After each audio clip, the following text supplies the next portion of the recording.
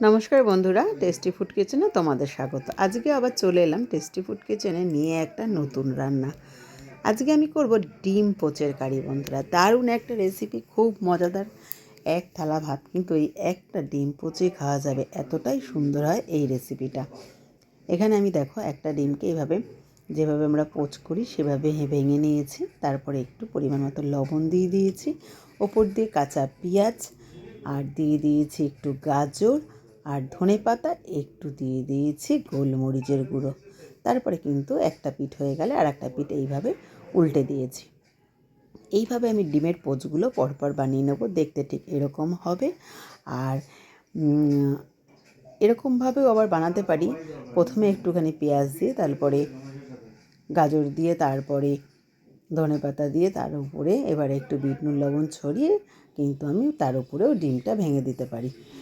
দুভাবেই প্রসেসভাবে করা যায়। দুটো প্রসেসই আমি তোমাদের দেখিয়ে দিলাম, যেভাবেও করতে পারি ওভাবেও করতে পারি, বা দুদিকেও কিন্তু এইভাবে আমি সমস্ত যা যা জিনিস সেখানে দিয়েছি সেগুলো দিতে পারি।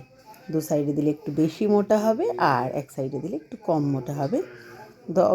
এক থালা ভাত খেতে গেলে দু সাইডে দিলে বেশ ভালোই হবে। আর এখানে আমি একটা মশলা করে নিচ্ছি।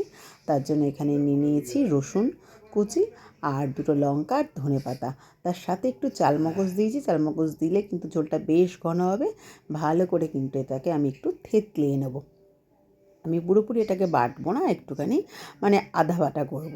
তার জন্য কিন্তু আমি এখানে আমল দিস্তার ব্যবহার করেছি। আমি কিন্তু এখানে শিলে বাটিনি।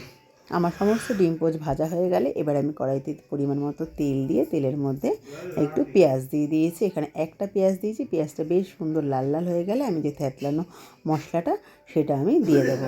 দিয়ে আর একটুখানি তেলে বেশ 5-7 মিনিট নাড়বো। এরপর আমি দিয়ে দেবো একটা টমেটোকে একদম কুচি কুচি করে করে কেটে। এবার টমেটোকে আরও 5-7 মিনিট এভাবে কিন্তু নাড়াচাড়া করে নেব। তারপরে আমি এখানে দিয়ে দেবো পরিমাণ মতো লবণ। লবণটা দিলেই কিন্তু টমেটোটা একদম খুব তাড়াতাড়ি সফট হয়ে যাবে।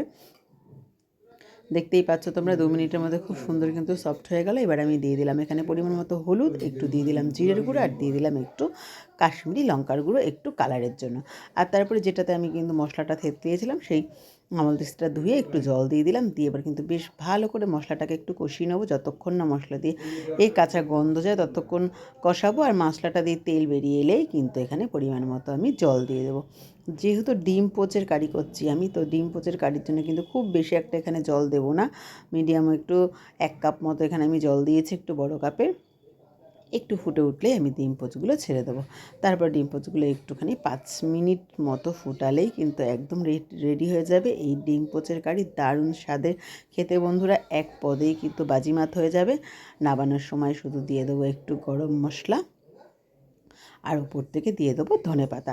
রেসিপিটা ভালো লাগলে অতি অবশ্যই একটু ট্রাই করো, আর কমেন্টে আমাকে জানিও কেমন লাগলো আমার এই নতুন রেসিপিটা। ভালো লাগলে অতি অবশ্যই লাইক কমেন্ট করে দিও। আর ফেসবুক থেকে দেখলে পেজটা ফলো করে দিও, ইউটিউব থেকে দেখলে একটা সাবস্ক্রাইব করে রেখো বন্ধুরা নতুন ভিডিও পাওয়ার জন্য। তো চলো, আবার তোমাদের সাথে দেখা হবে এরপরে অন্য কোনো নতুন ভিডিওতে। ততদিন তোমরা খুব ভালো থেকো আর সুস্থ থেকো।